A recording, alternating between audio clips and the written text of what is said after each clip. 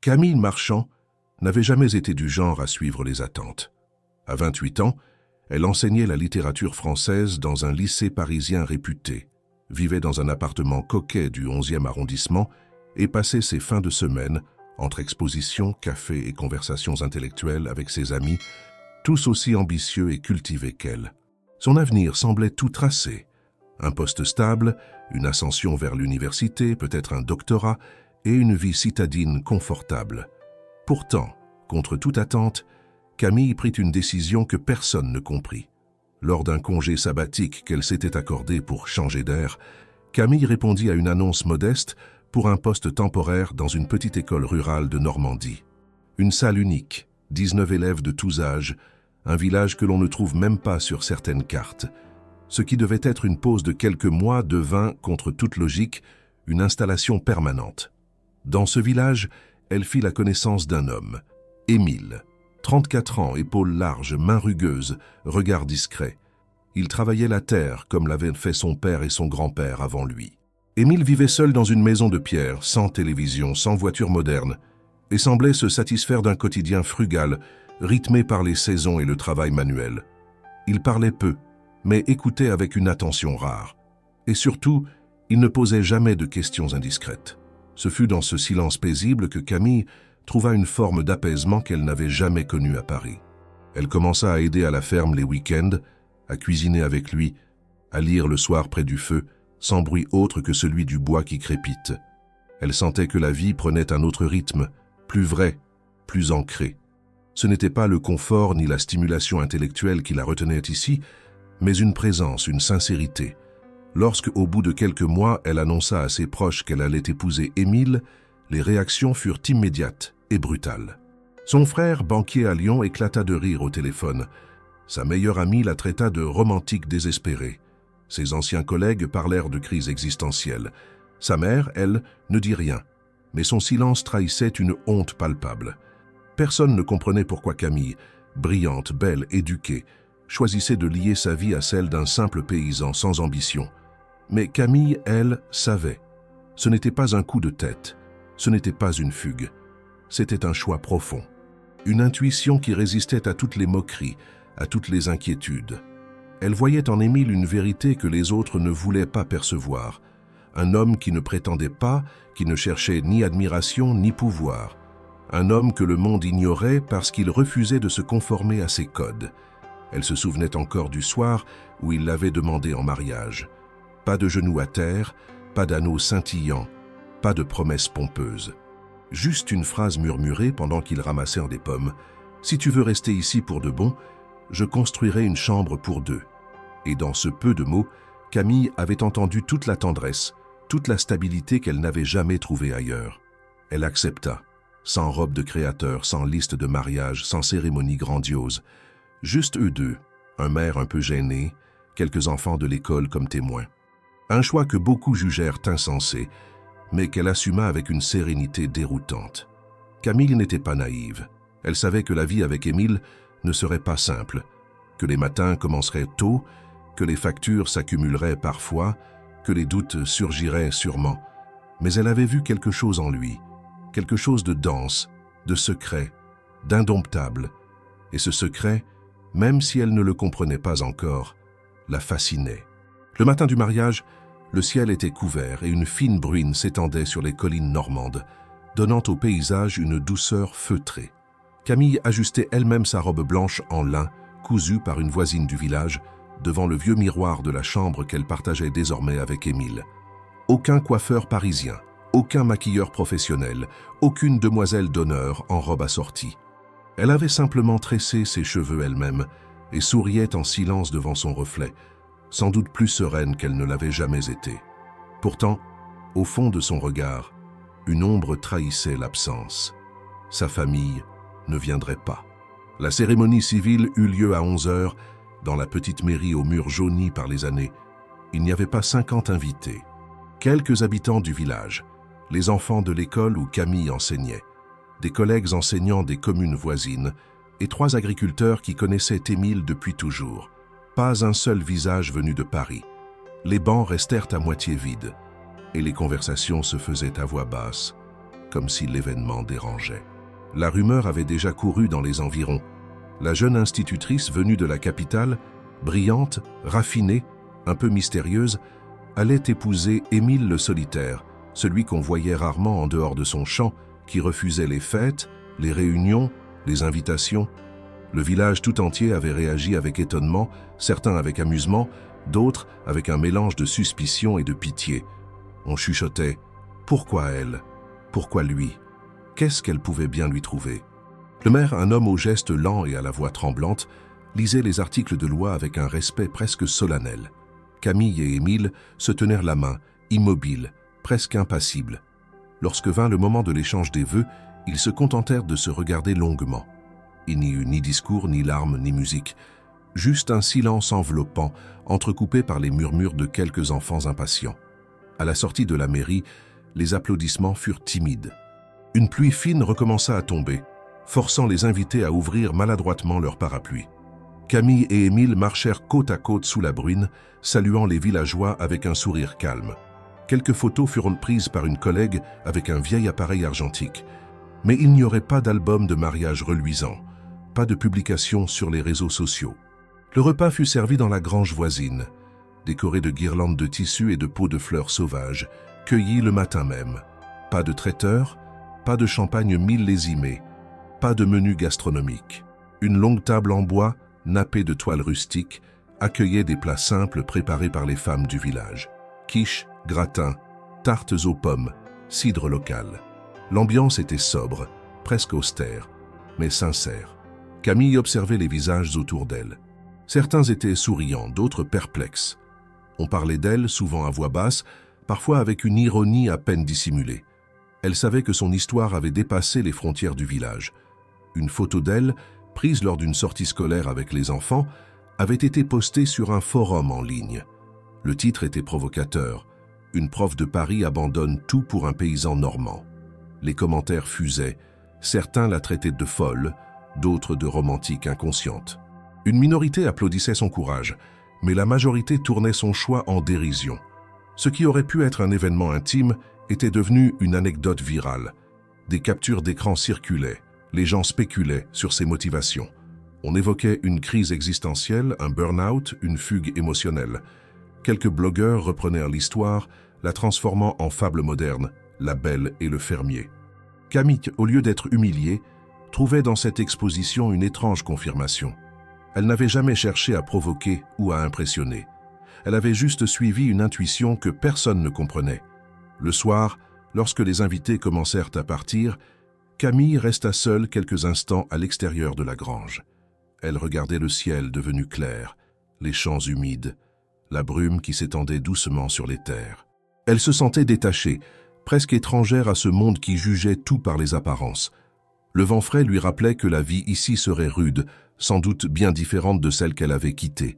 Mais ce n'était pas le confort qu'elle recherchait.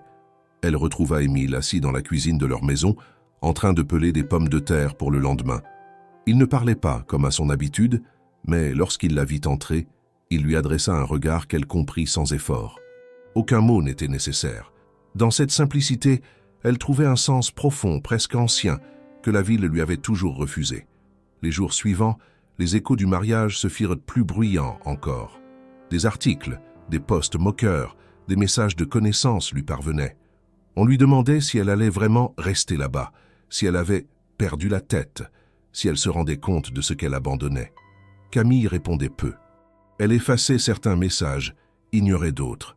Elle comprenait que, pour beaucoup, son choix représentait une trahison de leur propre vision du succès, mais elle ne regrettait rien. Le regard d'Émile, la sérénité du village au crépuscule, les enfants de sa classe qui la saluaient chaque matin avec un enthousiasme sincère, tout cela formait une nouvelle vie, fragile peut-être, mais pleine de vérité. Ce que les autres voyaient comme une chute, elle le vivait comme une ascension, une libération. Et même si les rumeurs continuaient, même si la curiosité malsaine persistait, elle savait qu'elle n'aurait pas pu faire un autre choix, pas pour l'instant. Pas tant qu'elle n'aurait pas compris, jusqu'au bout, qui était vraiment l'homme qu'elle avait épousé. À peine le mariage passé, la réalité s'installa sans ménagement. Les quelques jours d'euphorie, portés par la nouveauté et l'adrénaline du choix assumé, cédèrent la place à un quotidien exigeant, brut, souvent silencieux. Camille, bien qu'animée par une volonté farouche de s'adapter, ne tarda pas à sentir le poids d'une vie qui ne faisait aucun compromis. La maison où elle vivait désormais avec Émile, située au bout d'un chemin de terre souvent boueux, n'avait rien du charme rustique que l'on vend dans les brochures de tourisme. Les murs étaient épais, mais l'isolation laissait passer l'humidité. Le plancher grinçait, les fenêtres laissaient entrer les courants d'air et la chaudière tombait régulièrement en panne. Il n'y avait pas de lave-vaisselle, pas de micro-ondes, pas même de télévision. Pour chauffer l'eau, il fallait allumer un poêle au bois que Camille mit des semaines à savoir entretenir correctement. Chaque geste du quotidien exigeait du temps, de l'attention et souvent un effort physique. Émile, de son côté, restait égal à lui-même. Il se levait tous les matins à 5 heures, partait nourrir les bêtes, réparer des clôtures, labourer les champs. Il revenait couvert de boue ou de sueur, mangeait en silence, puis repartait sans jamais commenter sa journée. Camille, au début, essayait de l'aider autant qu'elle le pouvait. Elle portait des seaux d'eau, désherbait, plantait, parfois même conduisait le vieux tracteur, mais elle n'avait ni la force ni l'endurance d'un paysan aguerri. Très vite, elle sentit son corps s'épuiser, ses mains se durcir, son dos se plaindre. Les fins de journée étaient les plus dures. Émile s'asseyait en silence dans un vieux fauteuil, souvent avec un livre qu'il feuilletait sans dire un mot. Camille préparait le repas, puis ils mangeaient ensemble, en échangeant quelques phrases simples. Elle sentait qu'un fossé se creusait lentement entre eux, pas par manque d'amour, mais par absence de mots. Elle, qui avait toujours vécu dans un monde d'échanges, de débats, de subtilités verbales, se retrouvait face à un mur de silence tranquille, impénétrable. Mais ce n'était pas seulement le travail, le froid ou la solitude qui la troublait. Une inquiétude plus subtile, plus sourde commença à naître. Émile parlait très peu de lui, mais ce silence, au fil des semaines, devint suspect. Il n'avait aucun objet personnel apparent, aucun album photo, aucun souvenir de jeunesse. Son téléphone était un vieux modèle sans connexion, et il ne possédait ni ordinateur ni adresse mail connue. Il évitait toute allusion à son passé, et chaque fois que Camille posait une question, il éludait ou détournait la conversation. Un soir, en rangeant le grenier pour y entreposer des livres, Camille découvrit une vieille malle couverte de poussière. En l'ouvrant, elle trouva des vêtements anciens, mais bien entretenus, visiblement chers. Des chemises à boutons de nacre, une veste de costume élégante, une paire de chaussures italiennes, soigneusement cirées. Mais ce qui attira surtout son attention fut un petit coffret en bois, fermé à clé. La serrure n'était pas difficile à forcer, et cédant à la curiosité, elle l'ouvrit. À l'intérieur, une dizaine de lettres soigneusement rangées, toutes écrites à la main, signées de prénoms différents et envoyées depuis des villes comme Genève, Londres ou Monaco. Certaines étaient en anglais, d'autres en français, toutes d'un ton intime mais jamais familier. Elles évoquaient des dîners, des réceptions, des décisions à prendre, des rendez-vous annulés, mais aucun nom de famille n'y figurait clairement. Pourtant, ce qui frappa Camille, ce fut la calligraphie des réponses. Les lettres les plus anciennes, rédigées en retour, étaient manifestement de la main d'Émile. Quand elle lui en parla le soir même, il pâlit légèrement, détourna le regard, puis répondit simplement que ces lettres appartenaient à l'ancien propriétaire de la maison, un certain Monsieur Dubois. Il ajouta qu'il n'en savait pas plus et qu'il n'avait jamais jugé utile de les jeter. Mais Camille n'était pas dupe. Elle avait reconnu son écriture, la même que celle qu'il utilisait pour les listes de courses ou les notes sur le frigo. Et surtout, les vêtements dans la malle n'étaient pas ceux d'un simple agriculteur. Ils respiraient un passé révolu, luxueux, presque mondain. À partir de ce jour, quelque chose changea dans le regard qu'elle portait sur lui. Non pas de la méfiance, mais une vigilance nouvelle. Chaque geste, chaque absence de mots, chaque objet oublié dans un tiroir devenait une énigme. Elle commença à fouiller sans vraiment se l'avouer, derrière les livres, dans les tiroirs, sous les lattes du plancher. Elle ne trouvait rien de compromettant, mais le mystère s'épaississait. Comment un homme si discret, si renfermé, pouvait-il avoir été lié à un monde aussi éloigné de celui qu'il prétendait habiter? Camille se surprenait à repenser aux premiers mois de leur rencontre, à ce qui l'avait attiré chez lui. Était-ce vraiment la simplicité, ou bien une forme de calme mélancolique, d'intelligence muette, presque contenue? Elle se rappela aussi que jamais il ne lui avait parlé de ses parents, de ses études, de ses amis d'enfance. comme si tout ce qui précédait leur rencontre avait été effacé volontairement.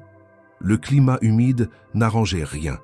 L'hiver approchait, les journées devenaient plus courtes, la lumière plus rare. Camille ressentait le poids de l'isolement, malgré ses efforts à l'école pour s'intégrer. Elle commençait à se demander si elle n'avait pas commis une erreur. Non pas parce qu'elle regrettait Émile, mais parce qu'elle se sentait étrangère à sa propre vie. Elle ne reconnaissait plus celle qu'elle avait été, ni celle qu'elle était en train de devenir. Et au fond, une question prenait lentement racine. Qui était réellement l'homme qu'elle avait épousé? Un matin de novembre, alors que la brume s'attardait encore sur les champs détrempés et que les bottes de Camille s'enfonçaient dans la boue jusqu'aux chevilles, elle décida de ranger l'un des anciens bâtiments attenants à la maison, une remise de pierre qui servait autrefois d'abri pour les outils agricoles. L'endroit, peu utilisé depuis leur installation, regorgeait de vieux meubles, de cajots cassés, de rouleaux de grillage rouillés et de caisses en bois empilées sans ordre. En soulevant une bâche poussiéreuse, elle découvrit une grande boîte métallique ornée de liserés dorés, bien plus raffinée que le reste du capharnaüm environnant. Elle la tira à la lumière, souffla sur le couvercle et l'ouvrit. À l'intérieur, bien rangées, se trouvaient une trentaine de lettres, des cartes postales et quelques documents administratifs pliés avec soin. Les enveloppes portèrent des timbres étrangers, certaines avec des adresses suisses, d'autres anglaises, et même une en provenance de Monaco. Tous les courriers avaient été reçus entre 10 et 15 ans auparavant. Le contenu des lettres variait, mais un élément troublant les reliait. Elles s'adressaient toutes à une même personne, prénommée Alexandre, pas Émile. Certaines lettres évoquaient des rencontres passées, des promesses de retrouvailles, des inquiétudes face à des décisions prises trop vite. Une carte postale de Genève parlait d'un dîner avorté avec les Rothschild. Une autre faisait mention d'un contrat de partenariat avec un domaine viticole bordelais. Les mots étaient choisis, le ton, élégant, presque mondain. Rien n'avait à voir avec la vie d'un agriculteur normand. Camille lut longuement, assise sur une botte de foin. Le froid la piquait aux mains, mais elle n'y prêtait pas attention. Ce qu'elle avait devant les yeux remettait en cause toute la version de la vie qu'Émile lui avait présentée. Il n'était pas simplement discret ou solitaire. Il cachait activement un passé bien plus vaste, bien plus structuré que ce qu'il avait laissé entendre.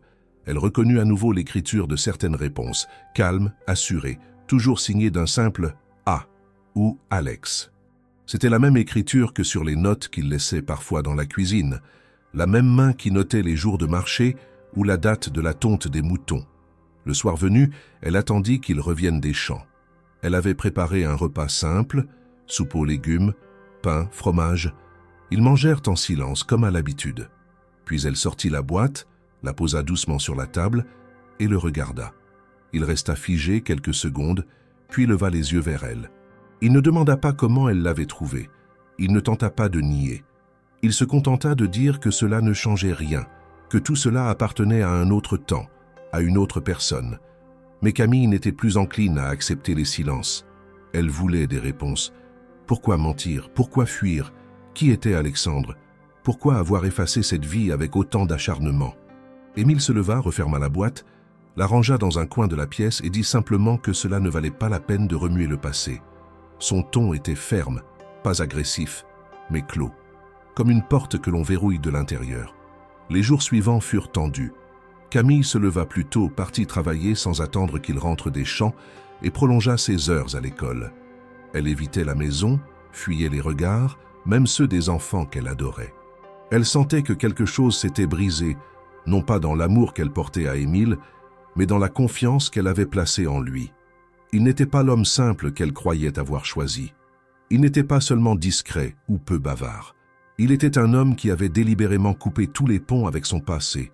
Et plus encore, il était un homme qui refusait obstinément de lui en parler. Ce silence devint insupportable. Elle ne cherchait pas à le juger. Elle voulait comprendre. Elle voulait savoir pourquoi il avait tout quitté, pourquoi il avait enterré son nom, ses origines, ses relations. Mais Émile restait muré. Le soir, lorsqu'il se retrouvait, il continuait sa routine immuable. Repas, silence, lecture. Aucun mot sur la boîte, sur les lettres, sur Alexandre. Un jour, elle tenta une dernière fois d'ouvrir le dialogue. Elle l'attendit sur le pas de la porte, au coucher du soleil. Lorsqu'il arriva, épuisé mais calme, elle l'interpella doucement. Elle lui dit qu'elle ne pouvait pas vivre dans le doute, qu'elle ne supportait pas l'idée de partager sa vie avec un homme qu'elle ne connaissait pas. Elle n'exigeait pas une confession, seulement une vérité, même partielle, même douloureuse. Il resta silencieux un long moment.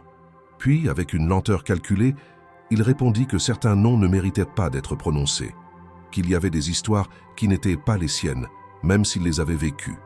Il termina en disant que ce qu'il était aujourd'hui importait davantage que ce qu'il avait été, et que si elle ne pouvait pas accepter cela, peut-être s'était-il trompé l'un sur l'autre. Camille sentit une fissure s'ouvrir, pas une rupture, mais une faille dans le récit qu'elle s'était construit. Elle avait cru qu'Émile était un homme simple. Il était, en réalité, un homme compliqué qui avait choisi une vie simple. Par nécessité, par fuite, par punition, elle ne savait plus. Ce soir-là, elle dormit seule dans la petite chambre d'amis. Le froid était plus mordant que d'habitude, ou peut-être était-ce l'absence de chaleur humaine qui le rendait plus cruel. Le silence, désormais, ne protégeait plus leur intimité. Il devenait un mur entre deux mondes qu'elle n'arrivait plus à relier. Quelques semaines après la découverte des lettres, Camille tentait de retrouver un semblant de routine. L'hiver s'était installé définitivement sur la campagne normande, couvrant les arbres nus d'un givre discret chaque matin. Les enfants à l'école arrivaient emmitouflés dans des manteaux trop grands, les joues rougies par le froid. Camille, elle, gardait le visage calme, mais chaque jour devenait plus difficile à supporter. Le poids du silence d'Émile, l'impossibilité de le faire parler, les questions restées sans réponse, tout cela formait une tension constante qui déformait peu à peu sa perception de la réalité. Ce fut au cours d'une réunion pédagogique que le voile commença enfin à se déchirer. L'école organisait une rencontre entre enseignants et membres de la mairie pour discuter des projets de l'année suivante. Dans la salle municipale, mal chauffée, une quinzaine de personnes s'étaient rassemblées autour d'une longue table. Camille, comme à son habitude, écoutait attentivement, prenait des notes, mais restait discrète. À un moment, le doyen du village, un certain monsieur Lemoine, ancien instituteur aujourd'hui à la retraite, prit la parole pour évoquer les travaux de la cantine. En digressant, comme souvent, il se lança dans une anecdote sur les anciens élèves et les familles du village. Puis, dans une phrase presque anodine, il prononça des mots qui figèrent Camille. « Ah, Émile, enfin je veux dire, il n'a pas toujours été Émile, n'est-ce pas ?» Le ton n'était pas ironique, ni moqueur, plutôt distrait, comme s'il venait de glisser sur un souvenir ancien. Camille se redressa, le cœur soudain plus rapide. Elle regarda monsieur Lemoine, qui, visiblement, venait de prendre conscience de sa maladresse. Le silence s'installa un bref instant dans la pièce. Un autre enseignant reprit aussitôt la parole, pour recentrer la discussion, et la réunion continua comme si de rien n'était. Mais Camille n'écoutait plus rien. Son esprit était ailleurs. Cette phrase, courte, apparemment innocente, résonnait en elle comme une clé lancée au hasard, mais qui venait de trouver la serrure exacte. À la fin de la réunion, elle aborda monsieur Lemoine discrètement. Elle lui demanda, d'un ton neutre, ce qu'il avait voulu dire. L'homme, embarrassé, se défila. Il marmonna que c'était une erreur, qu'il s'était trompé, qu'il avait confondu avec quelqu'un d'autre. Mais dans ses yeux, Camille lut autre chose. Non pas un simple lapsus, mais la peur d'avoir révélé un secret qu'il n'avait pas le droit d'évoquer. Ce n'était pas une confusion. C'était une vérité mal camouflée et désormais exposée. En rentrant chez elle, elle décida de fouiller plus en profondeur. Elle consulta les registres municipaux, accessibles à la bibliothèque de la commune. Les archives n'étaient pas très riches, mais les actes d'état civil pouvaient parfois révéler des informations inattendues. Elle demanda à consulter l'enregistrement de mariage d'Émile. Le document était là. Émile Lefort, 34 ans, né à Paris, profession, agriculteur. Rien d'anormal. Mais ce qui la troubla fut l'absence d'informations sur ses parents. La case « filiation » était vide. Pas même un nom. Ce n'était pas courant. Camille décida alors de demander une copie de l'acte de naissance auprès de la mairie de Paris, en se faisant passer pour une proche. La réponse arriva 2 semaines plus tard. L'acte de naissance existait bien, mais sous un autre nom, Alexandre d'Armentières. Né le même jour, à la même adresse. Les détails correspondaient parfaitement. Il n'y avait aucun doute possible. Émile Lefort était un nom d'emprunt. L'homme qu'elle avait épousé portait en réalité le nom d'une famille noble discrète. presque effacée de la vie publique, mais dont le nom, malgré tout, apparaissait parfois dans les archives économiques. Camille resta longtemps seule dans la salle de lecture des archives départementales, les doigts crispés sur la feuille de papier. Un frisson la parcourut, mais pas de ceux qui viennent du froid. C'était la sensation d'un basculement. Toute la vérité qu'elle avait soupçonnée sans jamais l'atteindre venait de se révéler en une ligne sèche, administrative, impossible à contester. Alexandre d'Armentières. Ce nom, elle le répéta intérieurement plusieurs fois, comme pour l'apprivoiser, pour lui ôter son étrangeté. De retour chez elle, elle ne dit rien, pas ce soir-là, ni le suivant.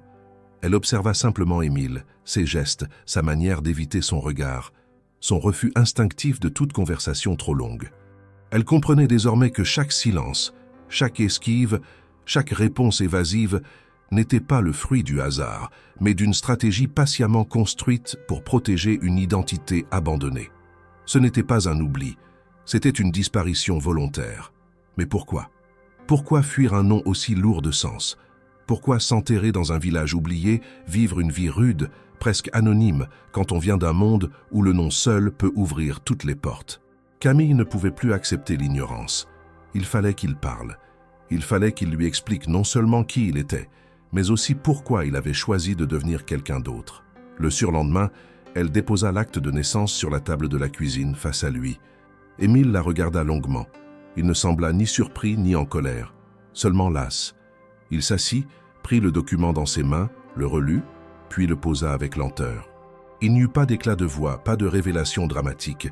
Il dit simplement « Tu sais maintenant, ce n'est pas que je voulais te mentir, c'est que je ne voulais plus être lui. » Camille le fixa, mais il se leva avant qu'elle puisse poser la moindre question.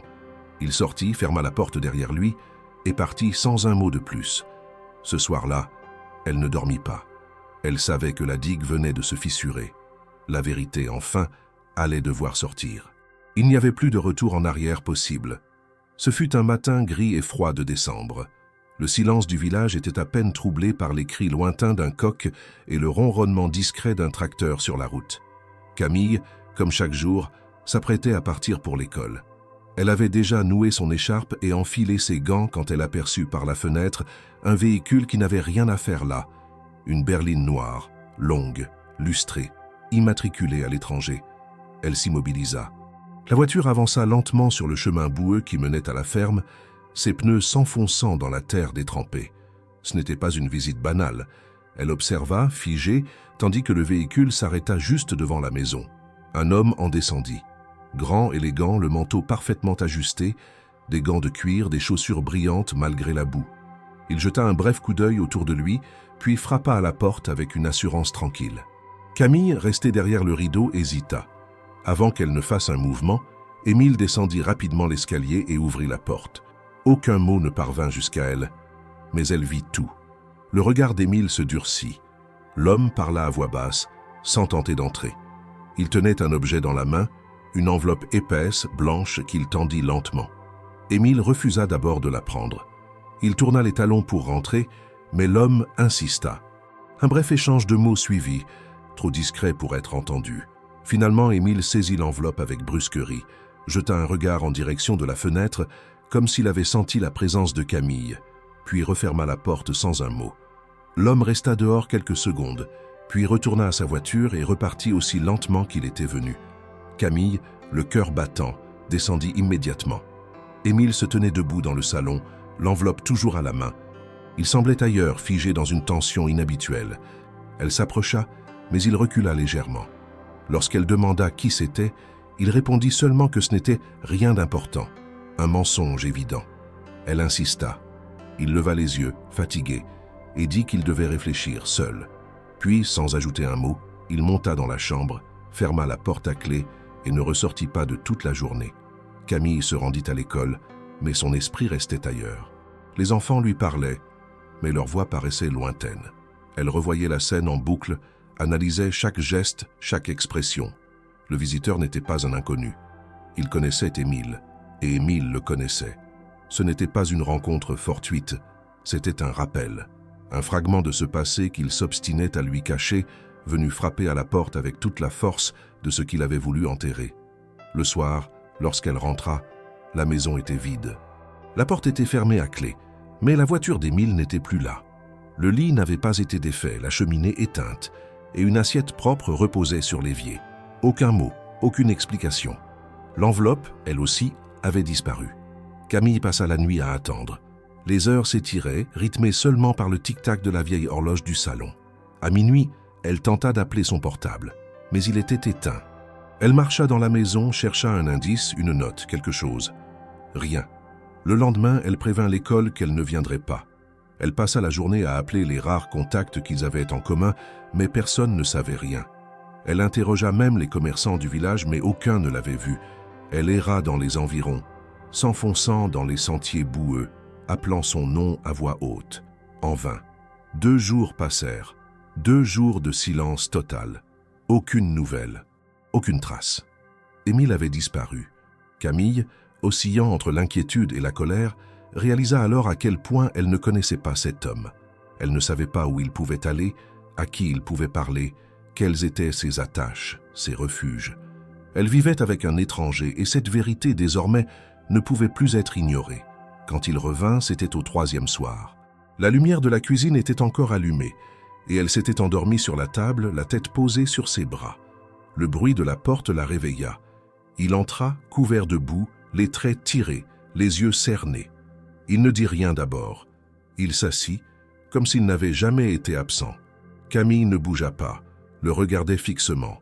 Finalement, il parla, d'une voix grave, plus rauque qu'à l'accoutumée. Il dit qu'il devait lui parler, qu'il n'avait plus le choix.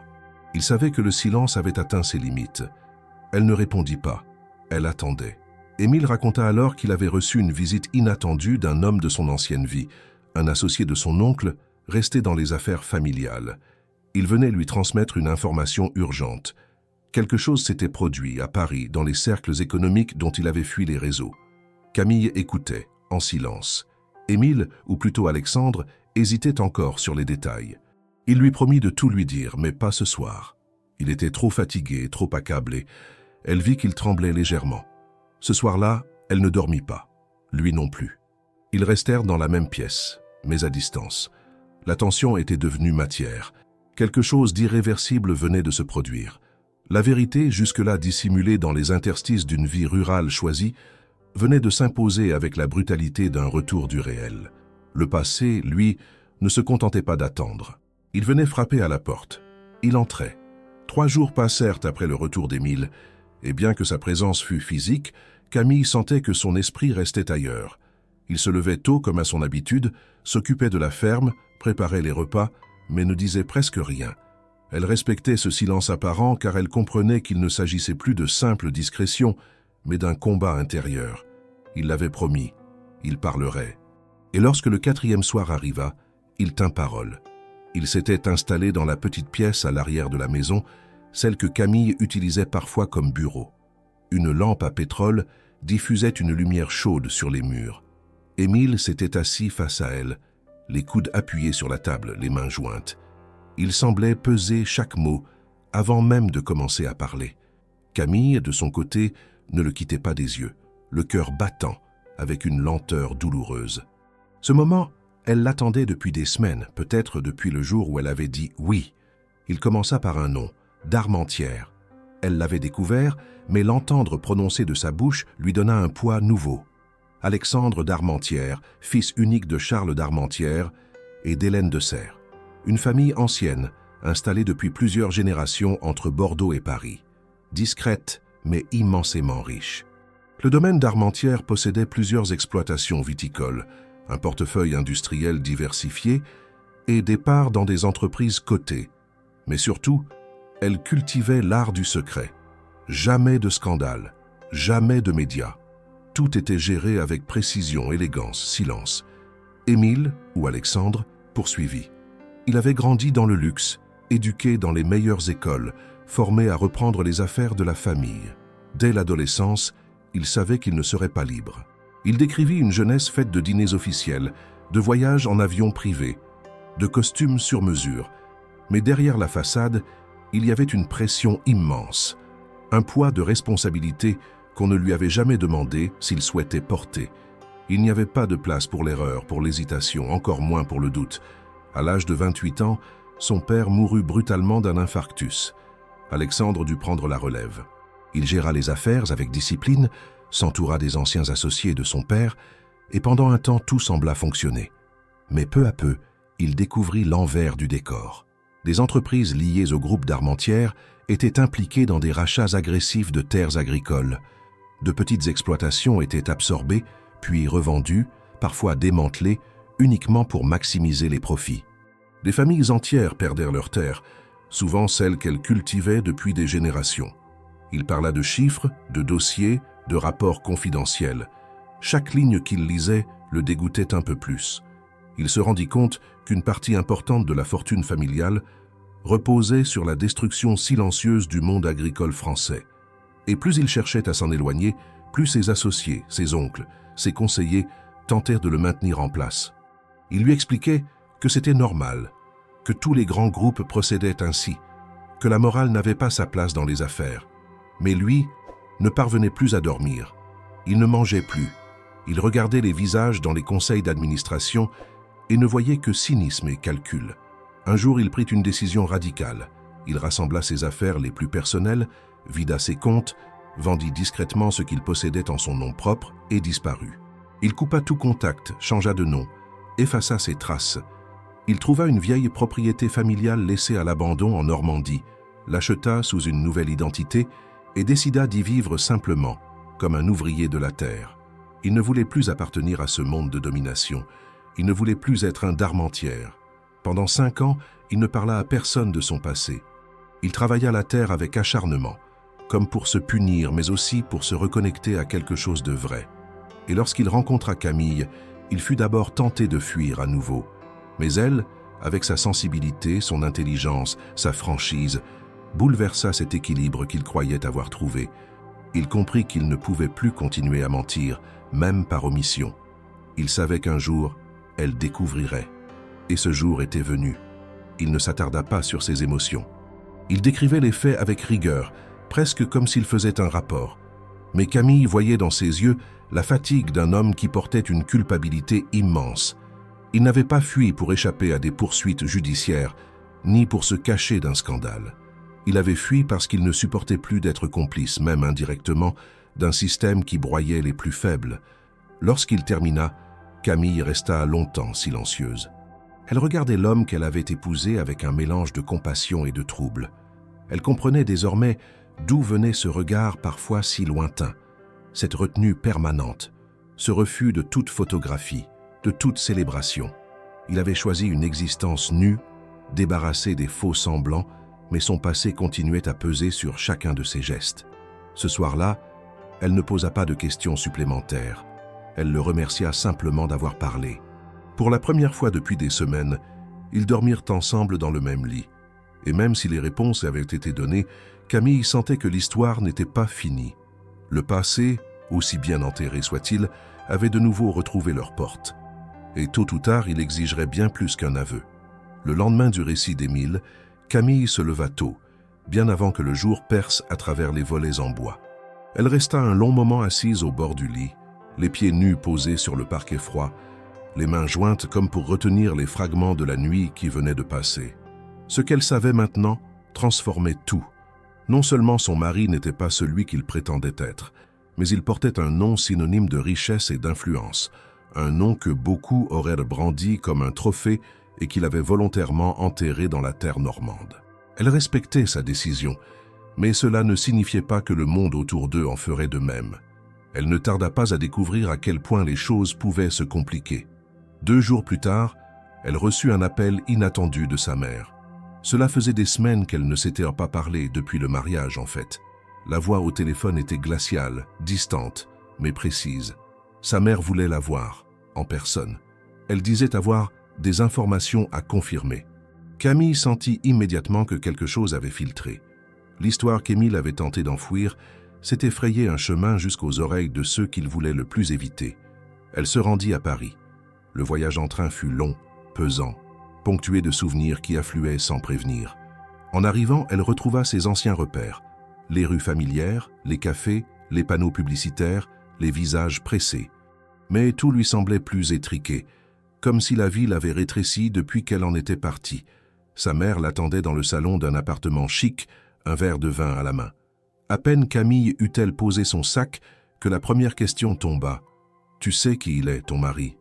Camille ne répondit pas immédiatement. Elle observait les murs, les photos encadrées, les livres parfaitement alignés. Ce monde, autrefois le sien, lui paraissait désormais figé, presque décoratif. Sa mère poursuivit. Des rumeurs circulaient. Un ancien contact du milieu juridique avait évoqué le nom d'Armentières, un nom que certains pensaient éteint, un nom qui, semble-t-il, venait de ressurgir dans des discussions privées autour d'une succession bloquée.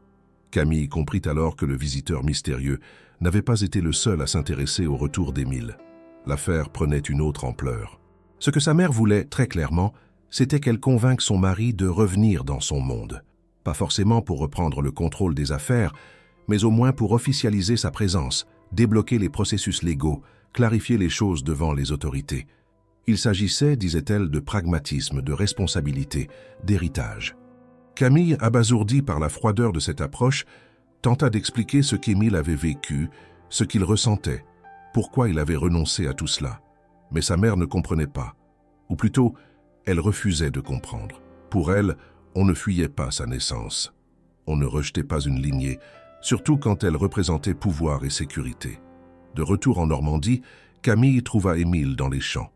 Il travaillait comme toujours, sans relâche, les mains dans la terre, le regard fixé sur l'horizon. Elle l'observa longtemps avant d'oser s'approcher. Lorsqu'elle lui raconta sa visite à Paris, il ne manifesta ni colère ni surprise. Il s'attendait à cela. Il savait que les choses finiraient par le rattraper.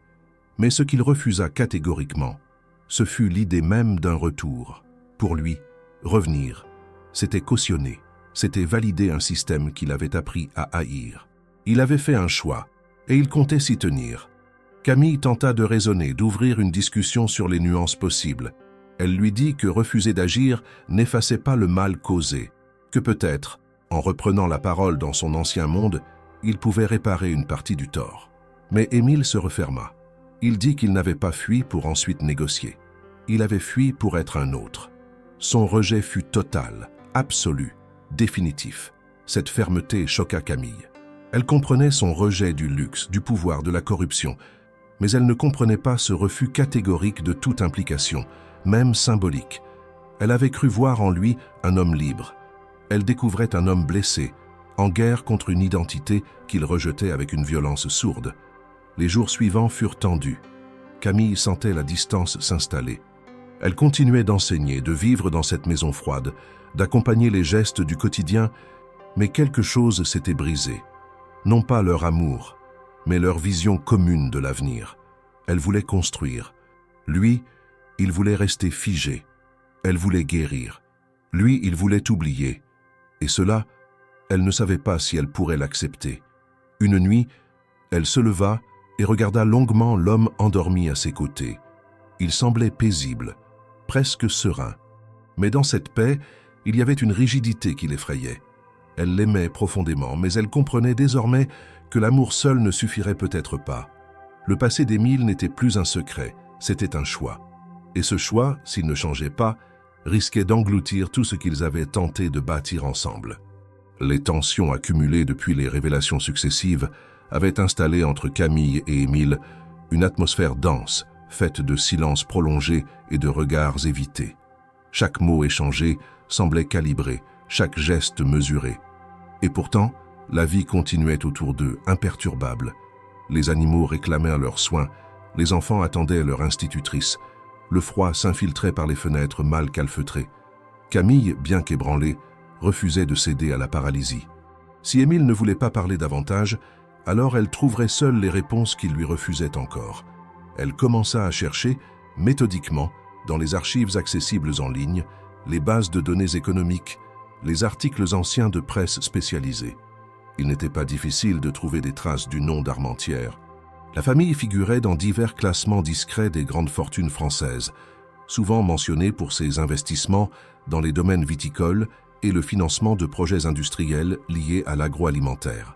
Mais ce qui attira particulièrement l'attention de Camille, fut un article publié 7 ans auparavant dans un hebdomadaire économique, relatant un gala de bienfaisance organisé à Paris au profit de la sauvegarde du patrimoine rural.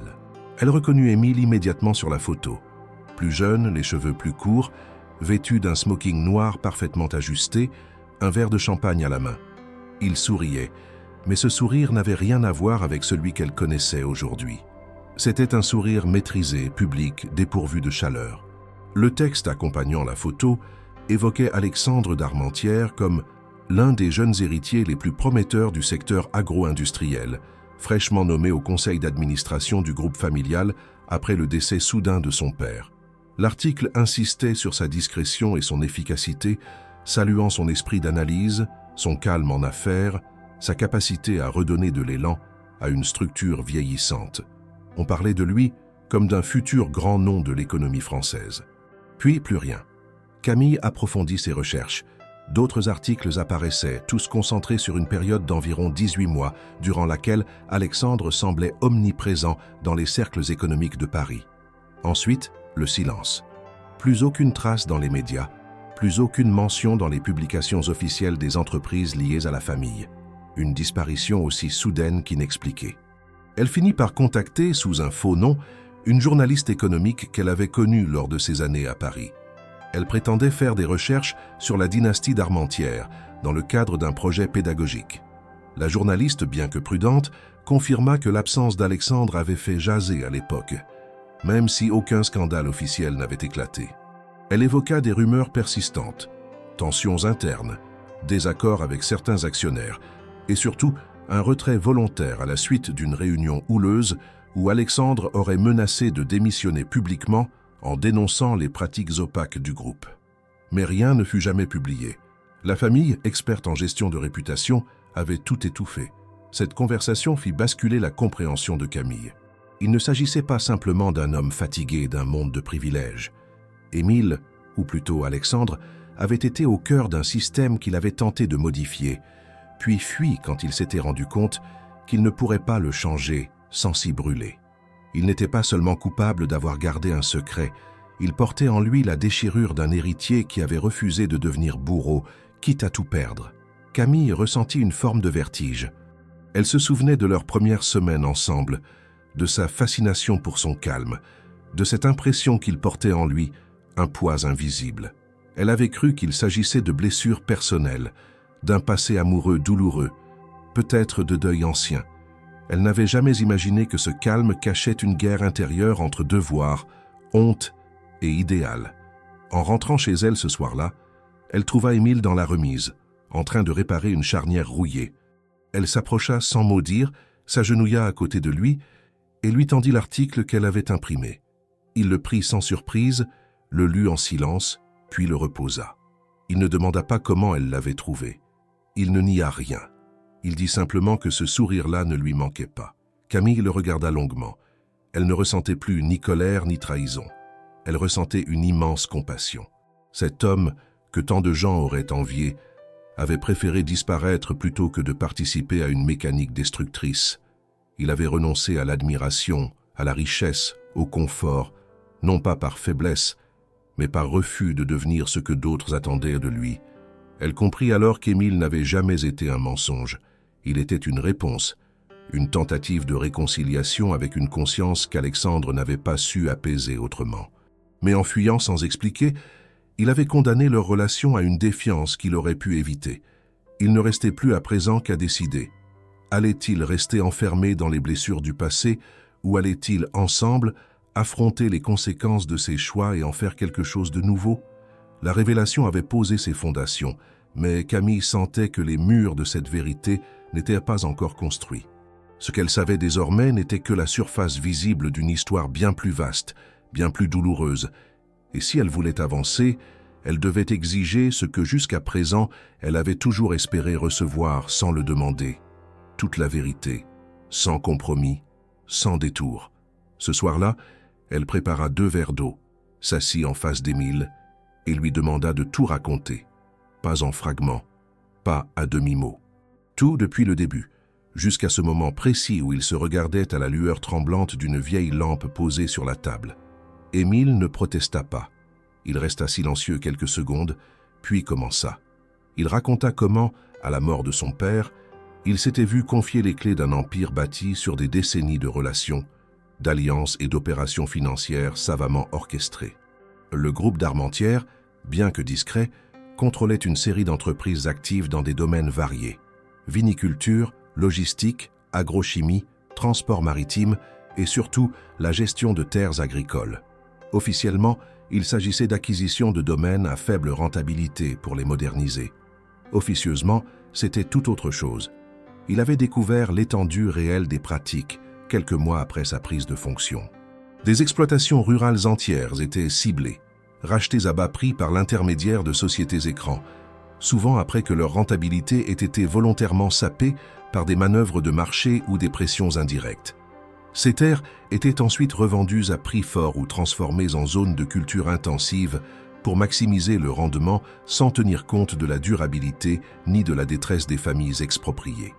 Il se souvenait d'un dossier en particulier, celui d'une ferme centenaire en Bourgogne, rachetée en 3 semaines après que la banque locale, également liée à leur groupe, ait soudainement resserré les conditions de crédit. Le propriétaire s'était suicidé 1 mois plus tard.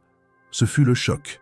Alexandre avait été élevé dans l'idée d'un capitalisme responsable, d'un héritage noble à perpétuer. Il comprit alors qu'il n'était qu'un pion, mis en scène comme le visage jeune et poli d'un mécanisme déshumanisé. Il tenta d'intervenir, convoqua des réunions, refusa de signer certains documents. Mais très vite, les anciens, ceux qui avaient tout mis en place bien avant lui firent de comprendre que ces tentatives d'obstruction n'étaient pas bienvenues. Ils l'écartèrent progressivement des prises de décision, lui retirèrent la confiance tacite du conseil et commencèrent à parler de lui comme d'un fils sensible, pas fait pour les affaires. Un jour, lors d'une réunion à huis clos avec les principaux actionnaires, il exprima clairement son intention de dénoncer publiquement certaines pratiques. Il ne menaça pas, il exposa des faits. En retour, il reçut une offre glaçante, un poste honorifique à l'étranger, un revenu garanti, à condition qu'il se taise et disparaisse du paysage médiatique. Ce jour-là, il prit conscience de l'étendue de la compromission. Tout était verrouillé. Il ne pourrait pas changer le système de l'intérieur. Et s'il restait, il finirait par être broyé, avalé par le même cynisme qui avait rongé son père. Il partit, sans prévenir. Il laissa une lettre, confia une procuration pour la gestion de ses parts, coupa ses lignes téléphoniques et disparut. Pendant un temps, il erra dans plusieurs régions, vivant de petits boulots, toujours sous une fausse identité. Puis il revint en Normandie, dans une propriété secondaire que personne ne surveillait, une vieille maison de famille dont il se souvenait à peine, laissée à l'abandon après la guerre. Il y trouva la solitude, la fatigue, le silence. Il décida de cultiver cette terre, non pas pour en vivre, mais pour se rappeler chaque jour ce qu'il avait contribué à détruire. Il voulait comprendre le labeur, l'attachement, la valeur d'un hectare travaillé avec les mains, non avec des chiffres. Et puis Camille était arrivée. Elle ne lui avait pas posé de questions, elle ne l'avait pas jugé. Elle était entrée dans sa vie sans éclat, avec sa voix douce et ses convictions fortes. Il avait senti en elle un souffle de vérité qu'il croyait perdu. Il avait voulu lui offrir ce qu'il croyait encore possible, une vie simple, franche, détachée du passé. Mais il avait eu tort de croire qu'il pourrait effacer ce qu'il avait été. Le passé, il l'avait enterré mais pas détruit. Et maintenant, il revenait, non pas sous forme de menace, mais sous forme de dette, une dette morale, silencieuse, impayée. Camille ne pleura pas. Elle ne parla pas non plus.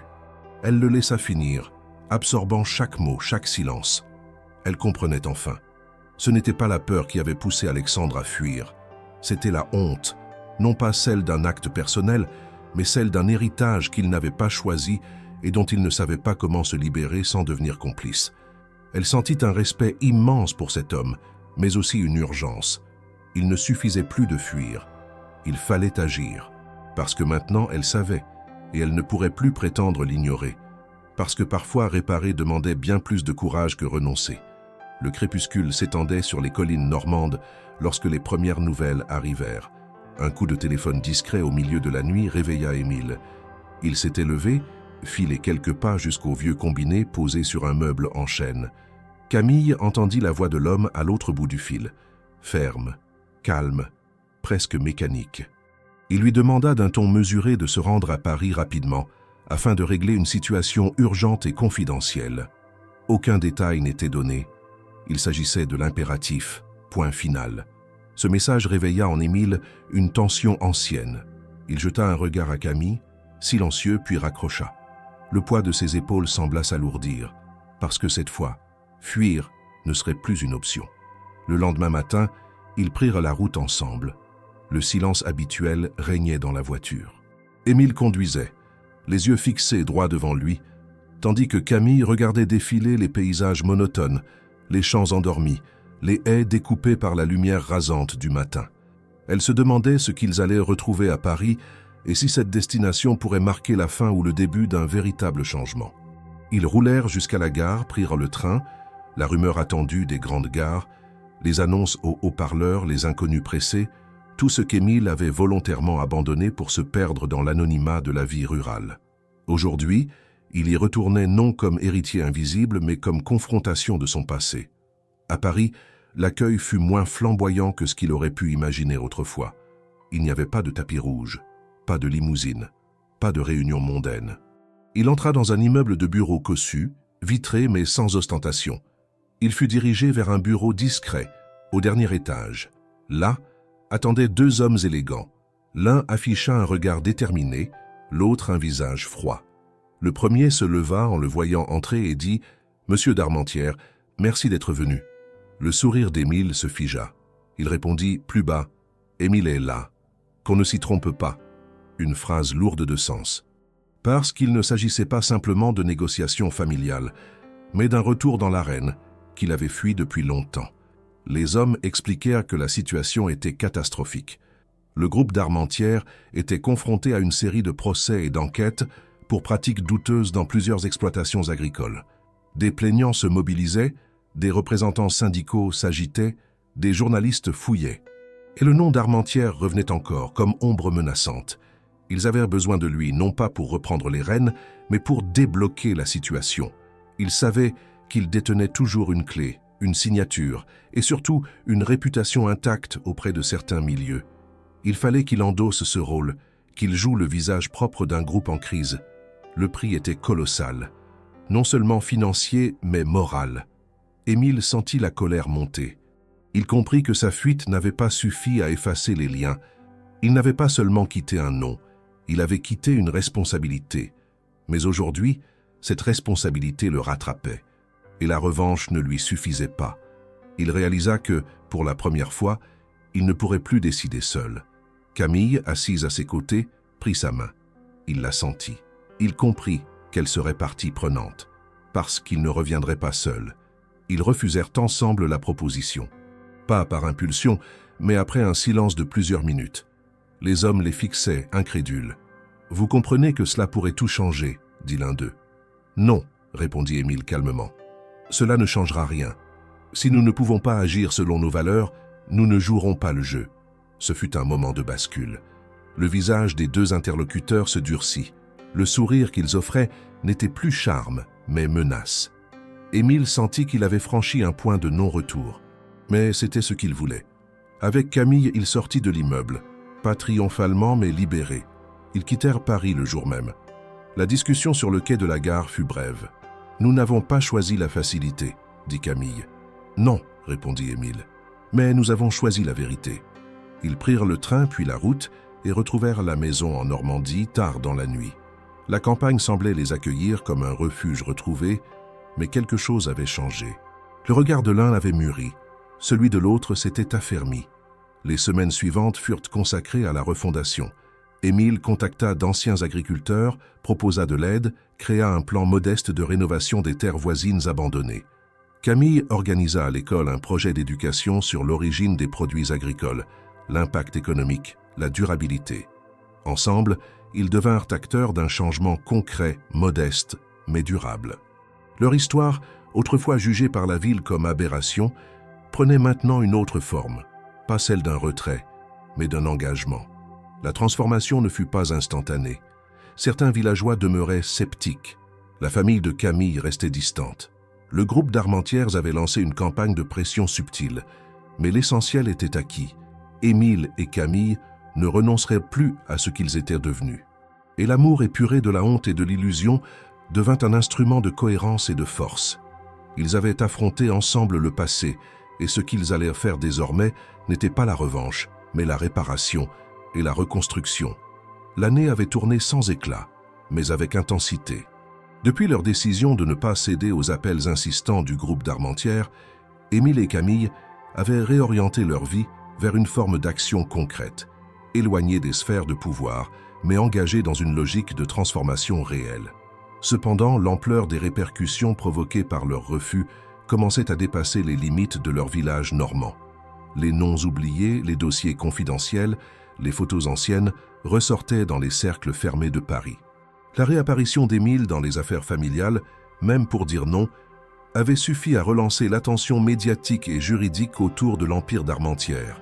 Les premières mentions dans la presse spécialisée furent timides. Un article dans une revue économique cita anonymement un héritier disparu ayant refusé de reprendre les rênes d'un empire en crise. Puis, une tribune signée par un ancien collaborateur de Charles d'Armentières évoqua le retour moral d'un nom oublié. Enfin, un article dans un grand quotidien national fit l'effet d'un coup de tonnerre.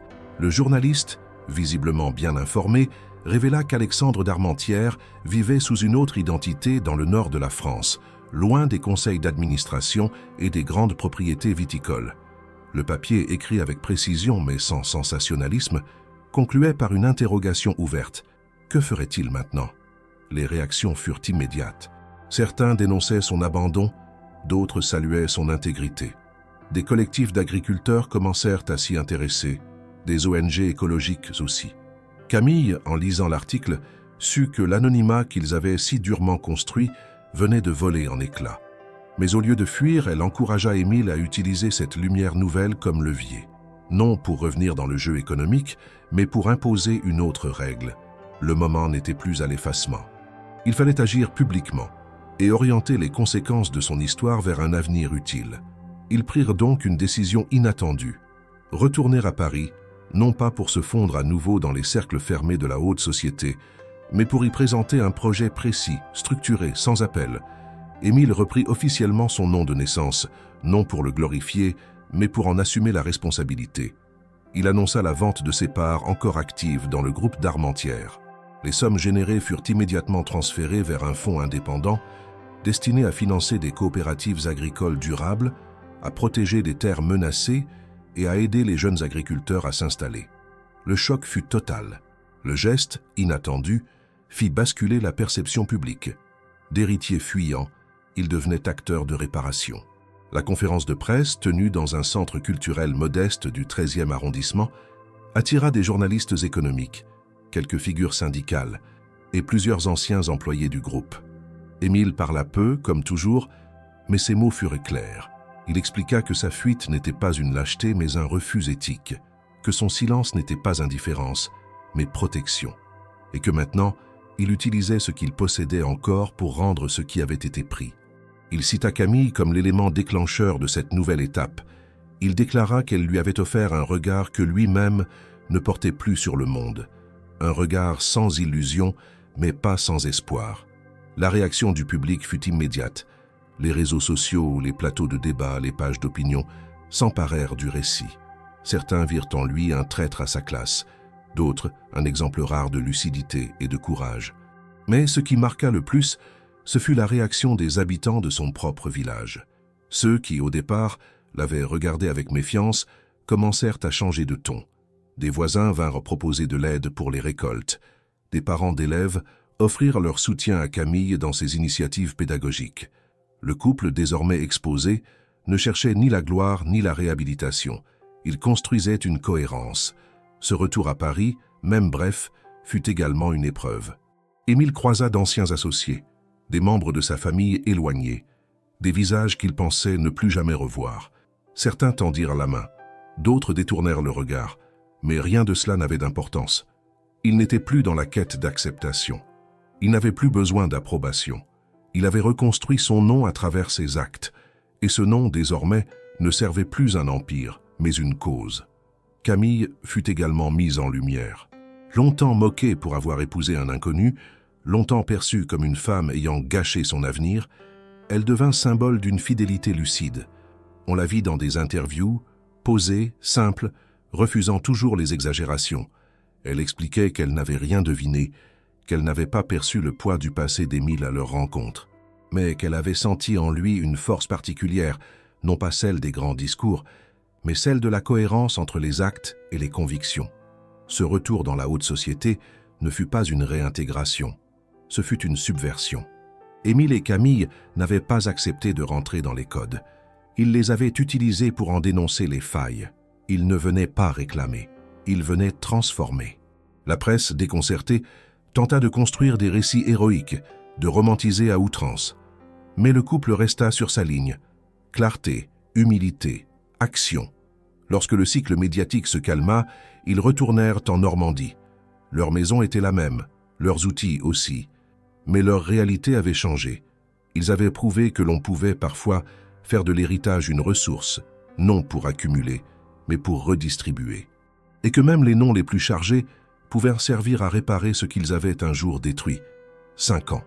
C'était exactement le temps écoulé depuis le jour où Camille avait dit « oui » au pied d'une mairie anonyme, sous une pluie fine et les regards méfiants d'un village peu habitué aux étrangers. 5 années pendant lesquelles elle avait vu son monde basculer, non dans le chaos, mais dans une lente et irréversible transformation. Lorsqu'elle repensait à ses premières semaines, à la cabane humide, au silence d'Émile, aux jugements extérieurs, elle ne ressentait ni honte ni regret. Elle revoyait une version d'elle-même qui avait choisi, sans comprendre entièrement ce qu'elle acceptait, mais avec une clarté de cœur que même le doute n'avait jamais réussi à effacer.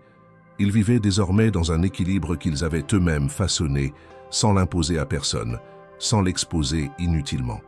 Le projet coopératif lancé après le départ d'Émile du groupe d'Armentières avait pris de l'ampleur. Plusieurs exploitations voisines s'étaient associées à l'initiative. Des jeunes venus de la ville, lassés de l'aliénation des grandes entreprises, étaient venus apprendre, participer, investir leurs forces dans un modèle plus durable. Il ne s'agissait pas d'un mouvement révolutionnaire, ni d'une rupture spectaculaire avec le système, mais d'un changement par accumulation, par cohérence, par persistance. Émile, lui, ne parlait toujours pas plus qu'avant. Il se levait tôt, travaillait dur, refusait toujours les interviews. Il n'avait pas repris son ancien statut, ni utilisé sa notoriété comme monnaie d'échange. Il s'était contenté de faire ce qu'il savait faire, produire, transmettre, réparer. On le croisait parfois dans les foires agricoles régionales, saluant d'un hochement de tête les anciens collègues, discutant discrètement avec des techniciens, achetant du matériel usagé avec une minutie qui le rendait presque invisible. Il n'avait jamais été un homme de grands gestes, mais chacun de ses actes portait la trace de ses choix, de ses renoncements et de ses convictions. Camille poursuivait son travail d'enseignante avec la même ferveur, mais une compréhension du monde enrichie. Elle n'était plus cette jeune femme qui avait quitté Paris pour l'inconnu. Elle était devenue un repère dans l'école, une voix écoutée dans les réunions locales, une référence discrète pour celles et ceux qui hésitaient à faire des choix différents. Elle refusait d'être un exemple. Elle ne donnait pas de conseils. Mais quand on lui demandait si elle referait tout pareil, elle répondait simplement « Je referai exactement ce que je n'ai pas compris à l'époque ». Parce que parfois, le sens d'un geste ne se révèle qu'après l'avoir accompli. Leurs familles respectives n'étaient jamais vraiment revenues dans leur vie. La mère de Camille gardait ses distances, oscillant entre une forme de tolérance polie et une incompréhension toujours palpable. Quant aux membres du clan d'Armentières, ils avaient cessé de chercher à convaincre Alexandre de revenir. Ils savaient désormais que le poids de son silence était plus fort que toutes les injonctions. Et peut-être que dans un coin de leur bureau feutré, ils enviaient secrètement cette liberté qu'ils n'avaient jamais osé s'accorder. Les habitants du village, eux, avaient changé. Ce qui au départ n'était que moquerie ou suspicion s'était transformé en reconnaissance, parfois en admiration discrète. Le couple n'avait jamais tenté de séduire ou de convaincre. Ils avaient juste été là, jour après jour, constants dans leurs gestes, fidèles à leurs paroles. Et cette constance, dans un monde saturé de bruit et de changement, était devenue une forme de force. On leur confiait désormais les décisions collectives, les arbitrages lors des marchés, l'organisation des événements locaux, non parce qu'ils s'étaient imposés, mais parce qu'ils avaient tenu bon. Camille et Émile n'étaient pas devenus des héros. Ils n'avaient pas été élevés au rang de figures médiatiques. Leur histoire n'était pas devenue un roman de gare ni un documentaire primé. Elle circulait à voix basse dans les réseaux d'enseignants, les forums d'agriculteurs, les cercles d'anciens étudiants qui se demandaient s'il était possible de faire autrement. Certains s'en inspiraient, d'autres la rejetaient. Mais tous s'accordaient à dire qu'il y avait là quelque chose de rare. Une fidélité à un choix, une cohérence de vie portée jusqu'au bout. Ils ne célébrèrent pas d'anniversaire de mariage avec faste. Ce jour-là, 5 ans après leur union, ils avaient à partager un dîner simple, au coin du feu, sans parler de cette date. Ils n'en avaient pas besoin. Tout dans leur quotidien leur rappelait pourquoi ils étaient là, ensemble, à cet endroit précis du monde, loin du bruit mais pas du réel. Camille regarda longuement Émile ce soir-là. Elle pensa à tous ceux qui avaient ri d'elle, qui avaient dit qu'elle s'égarait, qu'elle gaspillait son potentiel. Et elle sourit, non pas par vengeance, mais par compréhension. Ce que ces gens ne pouvaient pas comprendre, c'était que l'amour ne se mesure pas à la gloire, ni à la réussite visible. Il se mesure à la capacité d'endurer, de choisir à deux ce qui semble absurde pour tous les autres, de se construire un monde viable dans un univers qui vacille. Émile n'avait jamais été un paysan ordinaire, et il n'avait jamais été seulement un héritier repenti. Il était cet homme capable d'abandonner tout ce qu'on lui avait donné, non pour disparaître, mais pour devenir lui-même. Camille, elle, avait reconnu cela avant tout le monde, et c'est pour cela qu'elle n'avait jamais douté, même dans les nuits les plus dures, même face aux silences les plus épais. Parce qu'au fond, il ne s'agissait pas d'une histoire de société, de classe ou de secret. Il s'agissait simplement d'une vérité partagée, une vérité que personne, à part eux, n'avait su voir. Et cela suffisait, parce que parfois l'amour le plus fort est justement celui que personne ne comprend.